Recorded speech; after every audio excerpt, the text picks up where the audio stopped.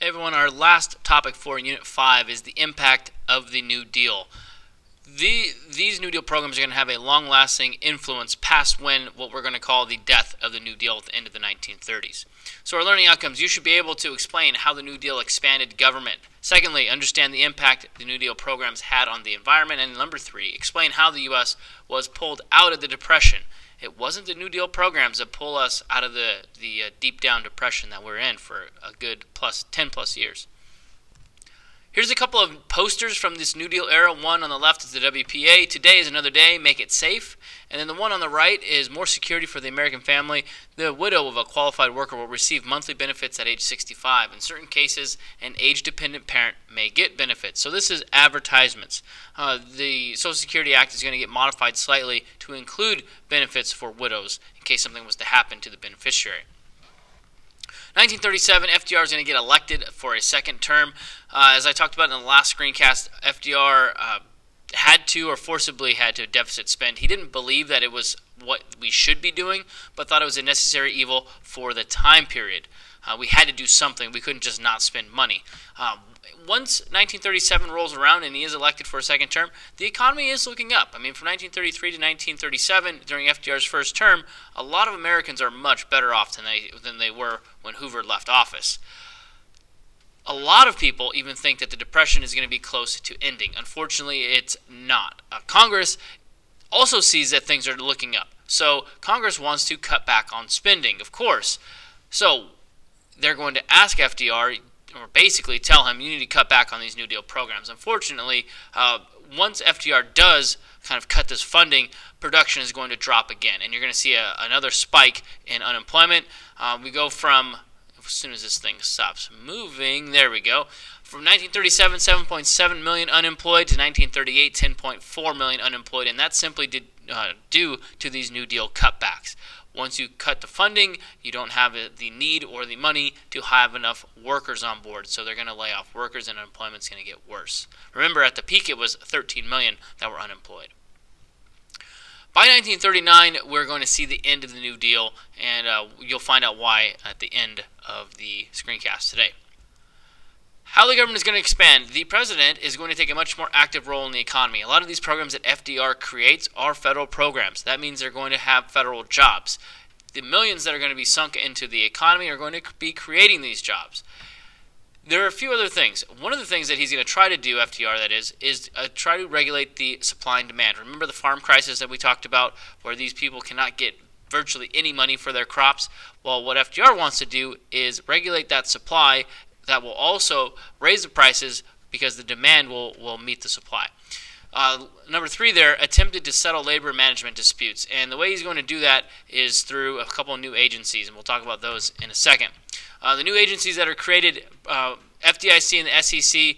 The FDIC is there to ensure bank deposits for all Joe Nobodies out there that have their money in banks, that they don't need to rush out if something was to happen. If the economy was to take a downturn, the savings that these people have are protected. And the Securities and Exchange Commission, this was created to regulate the stock market, to keep businesses from just playing with people's money, especially with the banks, and playing with their deposits that they got from people that have worked really hard to earn that money. Now, government debt. 1934, we're at $2.9 billion.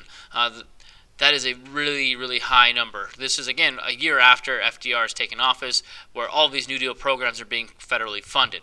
Okay, 1937, 1938, we're way down to $100 million. And that's because of those New Deal cutbacks that Congress wanted. By 1939, we're back up to $2.9 billion, and you'll see why in just a little bit. So what really is going to pull us out of the Depression? It is World War II, and 1939 is when we start producing for war. This is when we're going to start in FDR's second term. He's going to be really concerned about what's going on in Europe.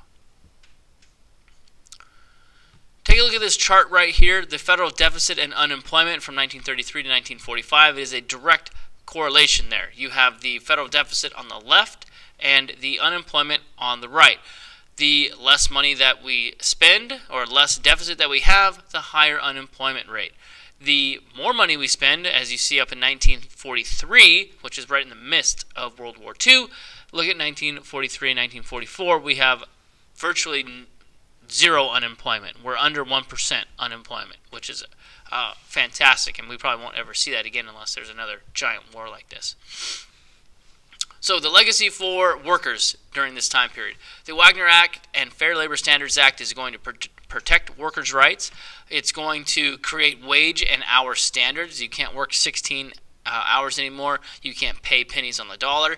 They're going to get rid of child labor because anybody would want to hire a child to work for cheap versus hiring an adult. This is also going to help give rights to workers to organize and collectively bargain, to come to the table to negotiate. The National Labor Relations Board coming out of this as well. This program, this commission, is still acting as a middleman between unions and employers when it comes down to going out on strike. The environmental legacy.